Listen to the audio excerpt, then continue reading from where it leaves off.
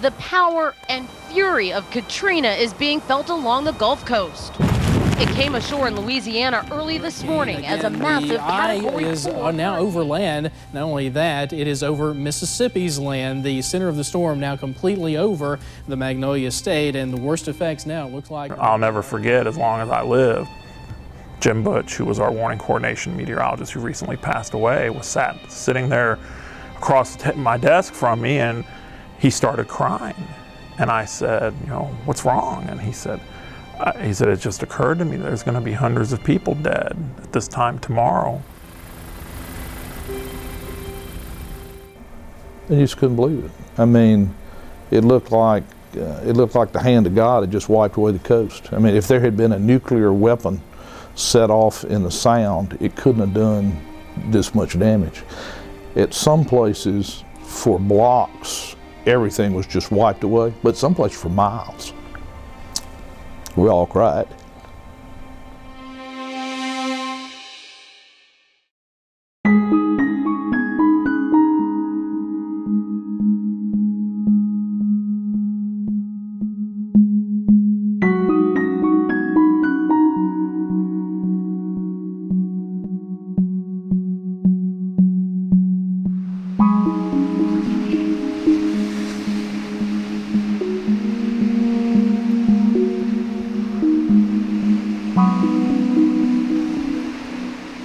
On Wednesday, we started meeting with the Board of Supervisors and the mayors and all, and said, hey, you know, we need to get together and decide where are we going.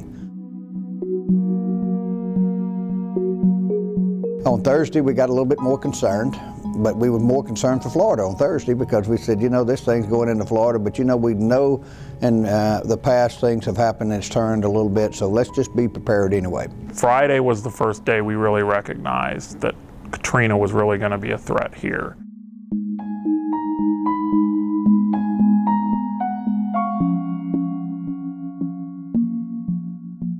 What I remember a lot about that Friday was when I came in that morning, you know, the Hurricane Center had shifted the track somewhat west, so it was coming like to Pensacola, I think, somewhere in that area. Then later that morning, the morning computer models started coming in. And I remember looking at the global model, and it was showing it basically coming right up the mouth of the Mississippi into New Orleans.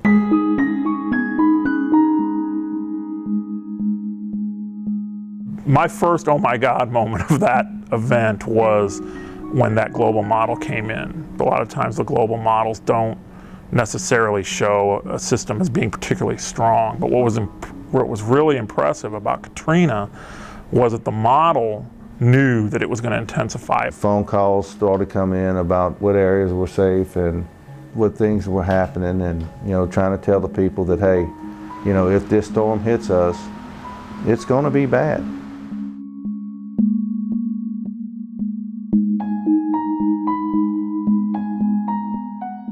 Well, that night, or actually early in the AM, we received a call from the National Weather Service Slidell stating that they had bad news.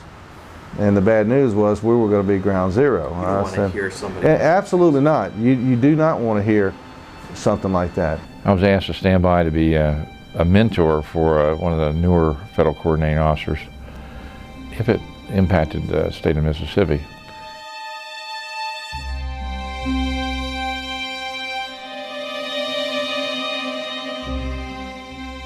Another day goes by and we're looking at the track.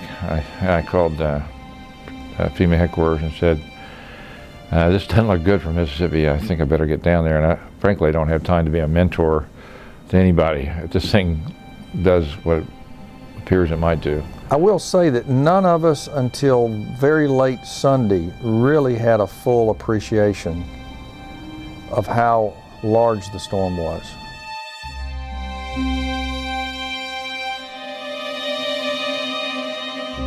We were accustomed to Camille. That was our reference point. But the forecasts, when they finally came out from the Hurricane Center, that said not only is it going to be a massive amount of surge, but unlike Camille, it's going to be very widespread, where Camille was largely about a 20-mile path of massive surge, where this one was 100 miles or wider. I believe it was the final press conference on Sunday afternoon at 5 o'clock when I made a statement to the media there that by that point we really knew.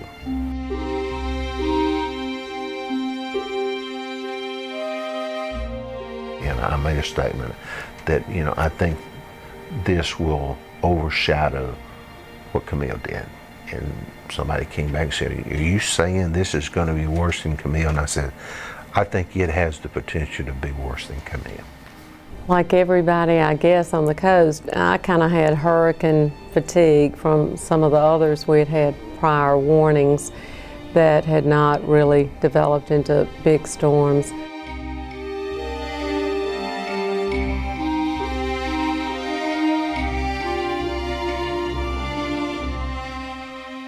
And then I flew over with Commissioner Phillips in the helicopter Sunday afternoon, and I have to say, I had a feeling that I would never see the coast the same.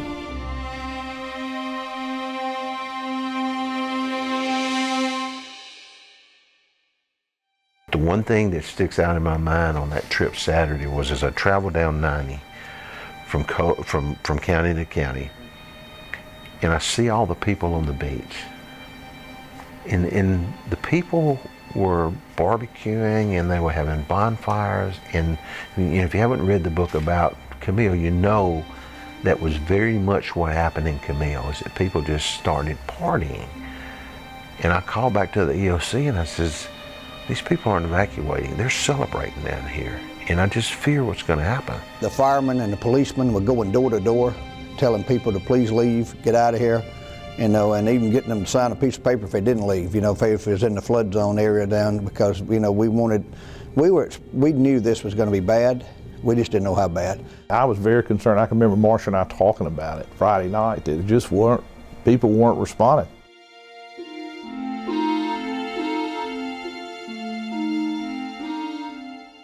And then Saturday night at home, up in Yazoo City, Max Mayfield called me. He said, "Governor, this is going to be a Camille-like storm."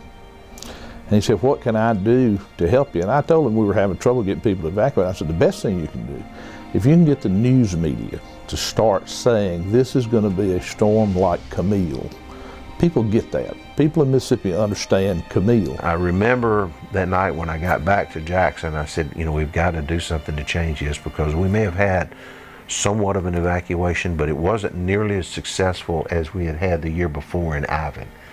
And I don't know how he did it, but Saturday night, all of a sudden the news media started reminding people about Camille and saying that this was going to be a storm as bad as Camille.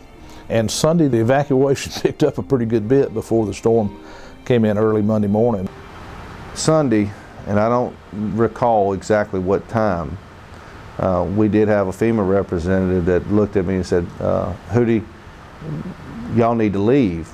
And I said, "Well, Eric, unfortunately, where do you want me to go? And if I go somewhere, can you give me the phones I need to talk to our citizens? Because if you can, I'm not leaving."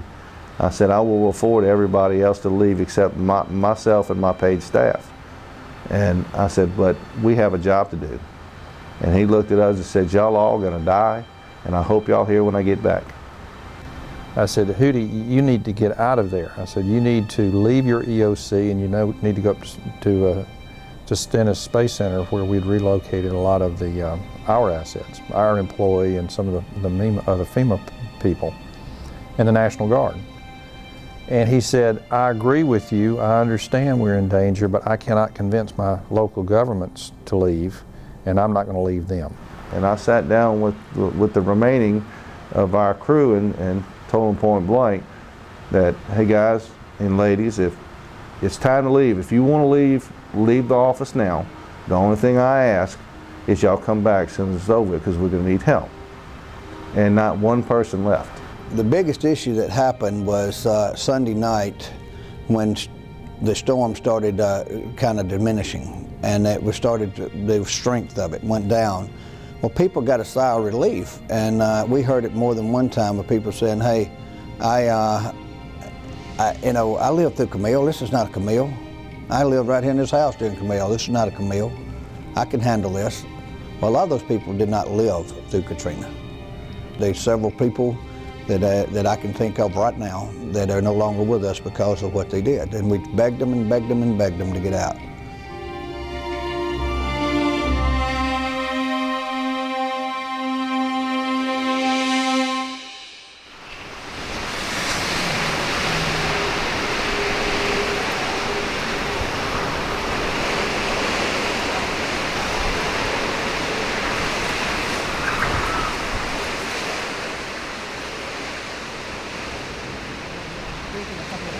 But a lot has happened, and of course a lot of flooding on the coastal area. We are anticipating hearing from Governor Haley Barbour. Here he is right now. Here we are live.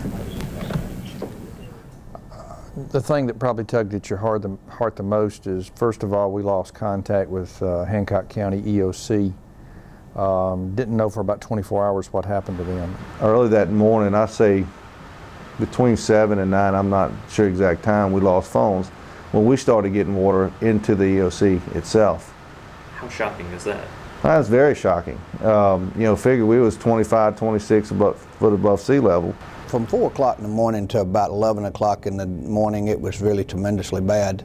And people were getting problems then, to where the water was coming in, the winds were taking over and things were happening. We had no contact with any outside source. The only contact we have was Bryce Phillips with WQRZ, who was the radio station, was housed in the EOC a day prior to the storm because his place was not going to be able to withstand the storm surge.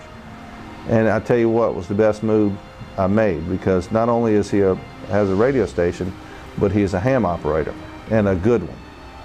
And he was able to climb up in 30 to 40 mile an hour winds and straighten his antenna back up, and where we could finally get out and say, hey, everybody, we're okay. The Hancock County EOC and its staff is okay. There has been tremendous damage done. We can't specify it or quantify it at this time, in the same way that we don't have any specific casualty reports, but we know there will be some.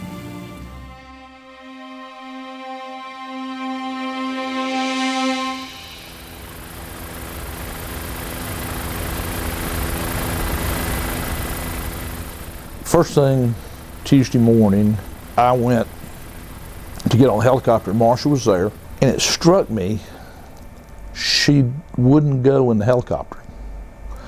And she's not afraid of helicopters, but she had already been at daybreak with General Cross and with George Phillips, who's the head of the Department of Public Safety. And she wouldn't go again because she said it was so terrible.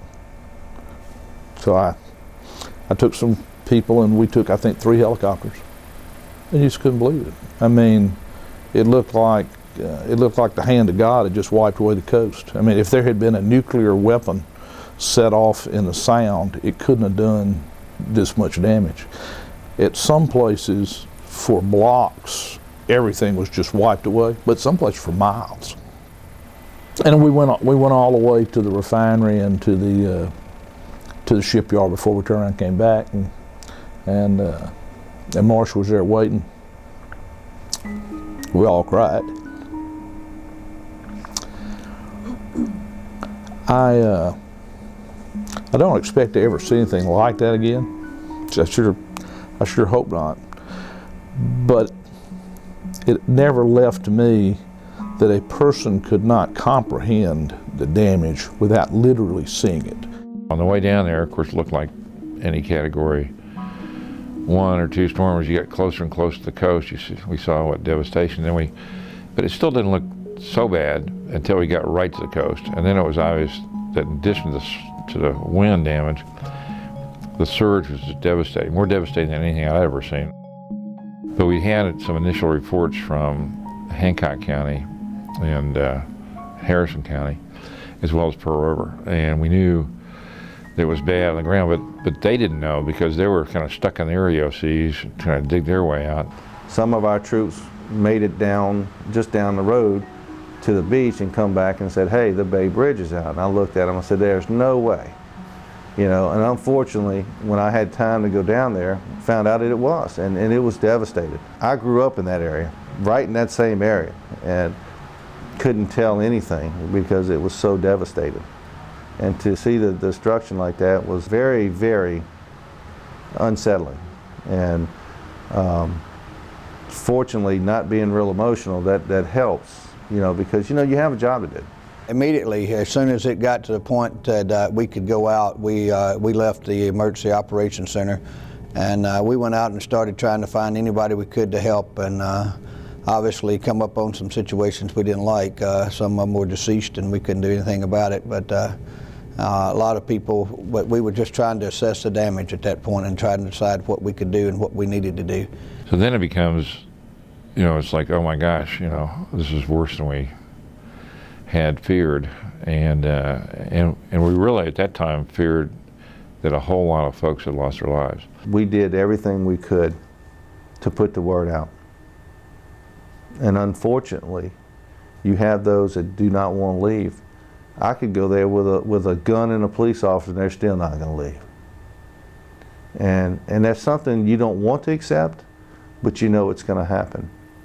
But I will tell you this, from after surveying the damage from a helicopter, as soon as we could get up to survey it, if you'd asked me, and they did ask how many deaths I thought we had, I figured it was going to be several hundred. Way too many folks had lost their lives, but it was not, as it turned out, because of some of the work done by MEMA, by Robert Latham, by the governor, to get folks to evacuate. I mean, it could have been just really awful in terms of loss of life. I contributed to two things. One, I want to thank and hope that people listen to us. And two, that thank God it hit in daylight, because a lot of people, a lot of stories we were told, as they clung on logs, boats floating by, they hung in trees. Most of the people we saw at that point were walking around in a state of shock because they just didn't know what had happened to them. They had lived through it outside. Some of them had swam, some of them had swam to safety, and then they sat there and waited it out, and north of the railroad tracks or wherever they could get. Some people were walking around and trying to get back to where they thought their house used to be, but they couldn't figure out where it was at anymore. And they were just in a state of shock.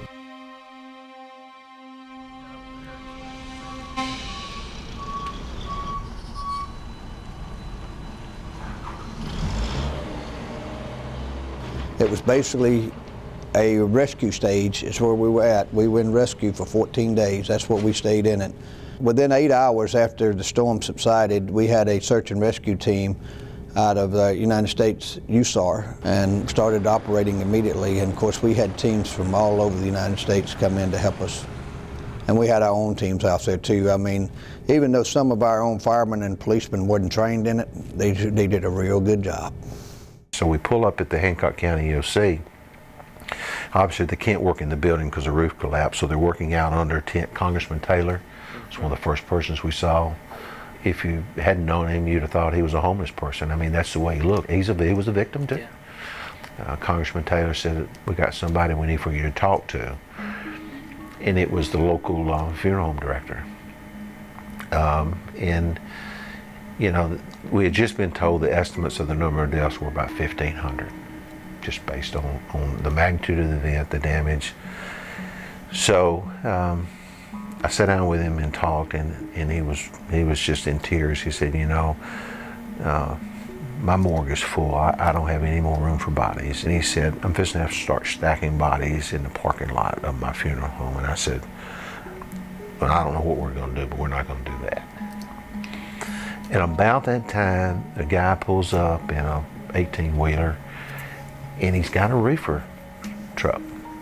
And he says, I said, what are you hauling? He said, well, I just dropped a load of ice at Stennis Space Center. I'm on my way back to get another load. I said, can I rent your truck? He said, well, yeah, what are you going to do with it? And I said, well, we need a morgue. He said, I can't do that. This is the way I make my living. If I let you use that I won't ever be able to haul anything in it again. And I said, can I buy your truck? And I turned to Bill and I said, Bill, can I do this? He said, whatever, we'll figure out a way to pay for it. And that's what made us such a good team. He had the authority under Stafford to do a lot of things, and he had ordered the reefer trucks, and they just hadn't gotten there, and he ordered them on Saturday. So, you know, we just couldn't wait. This guy had a problem that, you know, and I wasn't about to leave there until we fixed that problem. And it wasn't that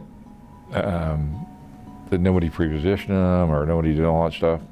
There weren't enough resources in the nation to bring to bear at one time. Now, there's plenty of resources throughout the United States, but in something catastrophic, to bring all those to bear in a relatively small geographic area compared to the whole continental United States is a very difficult thing to do. And then get the distribution systems to get them out in place.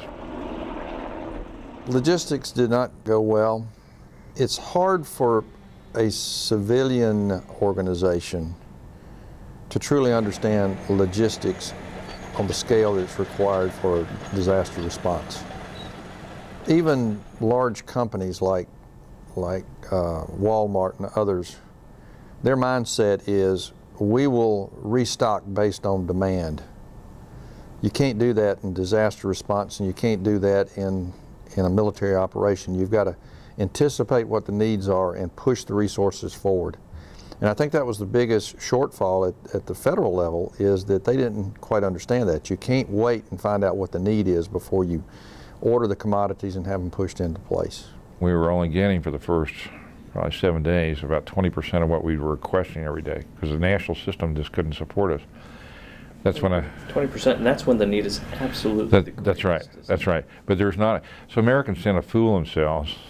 The disasters are like Disneyland. It ain't that way. They call them disasters because they are. It was kind of good news, bad news stories. All the CNN cameras and Fox News and all those other 24-hour cycle guys went over to Louisiana, which gave us an opportunity to deal with local news here, and people who knew what was going on. But the bad news of that is Washington, of course, they feed off of CNN and Fox. I mean, everybody has in their office, they have all the EOC. And whatever's going on there, whoever's standing up, in front of the TV saying things are bad, that's where they send their resources. Early on, water and ice were the biggest problems. But by Friday, the food became a major issue. And of course, fuel was non-existent down there. So we were all concerned for the first 2 or 3 days after I got down there that we could start having problems with the public losing confidence because we couldn't get food to them. So we'd asked for commodities even well before landfall. I'm not sure where those ever were in the system, but it appears that they never got to Washington, or they got lost in the shuffle. Was because of the press coverage over in Louisiana, because as the days went on and we kept saying we needed certain commodities like food and water and ice. For the first week we had a heck of a time. We were getting about 20% of what we were asking for. But after the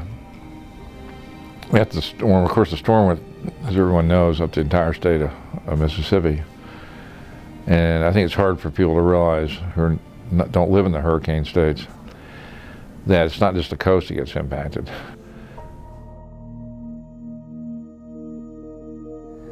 But a couple of things happened fairly early on, Saturday or Sunday or Monday. First, the FEMA supplies of food started to pour in more rapidly. They released war stocks from the Department of Defense, and they brought in these huge C-17s or whatever they were at the Air Guard base with MREs on them, which really helped a lot. And all the volunteer agencies by that time really kicked into gear big time. And I'm talking about everything from the large denominations that have these huge feeding kitchens to very small denominations that would come down with pickup loads full of food and diapers and that sort of thing. So the combination of the federal response getting kicked into high gear along with the volunteer efforts kind of turned the tide.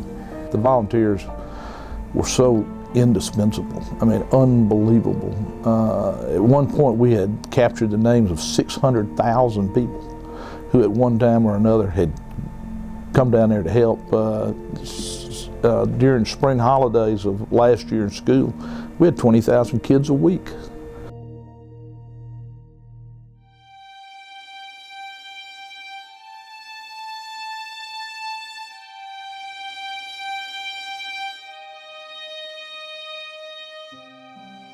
At this point, we got to convert from rescue to recovery. We had to make a statement that we got to quit. I had to tell the community that we got to stop. None of us had quit hoping, but we didn't find anyone after that. We didn't find a single soul after that that was alive.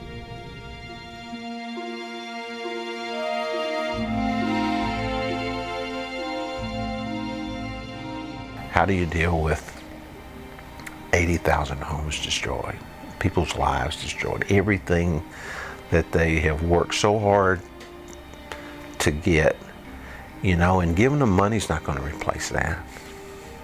You know, because now you're going to have all of a sudden another generation or two of children who are going to grow up and they're going to remember the worst disaster in this country's history, and they were a child. And some of their formative years were spent in a FEMA travel trailer. It's easy to look back now and say that we've come so far, and we have. But what bothers me more than anything else is the mental health of those that actually had to live it.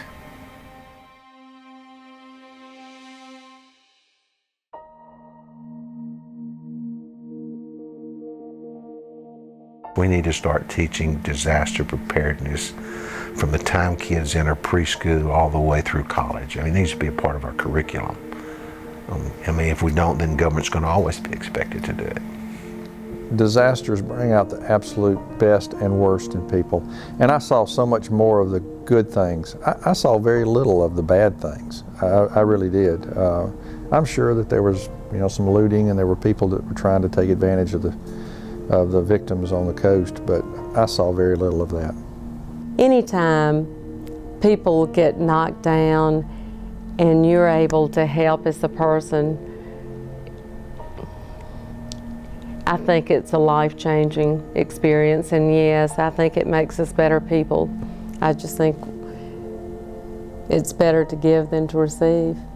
There were nights after the storm that, you know, that I would go home and I'd just say, you know, what else could I have done? I mean, you know, the fact that we only lost 231 or something like that, you know, every life is so precious, and, you know, and you would like to think that no one had perished in that, but when the first estimate was 1,500 fatalities on the Mississippi Gulf Coast, you know, and then we wound up with only 230 something, I said, you know, that's just pretty remarkable, except that with every one of those individuals, there's a story, there's a life, there's a family. It's a hard story, but it's really is a great story. I genuinely believe Mississippi's response to Katrina has done more to help our state's image than anything that's happened in my lifetime. And we're going to continue to benefit if we will keep working together and keep our eye on the ball.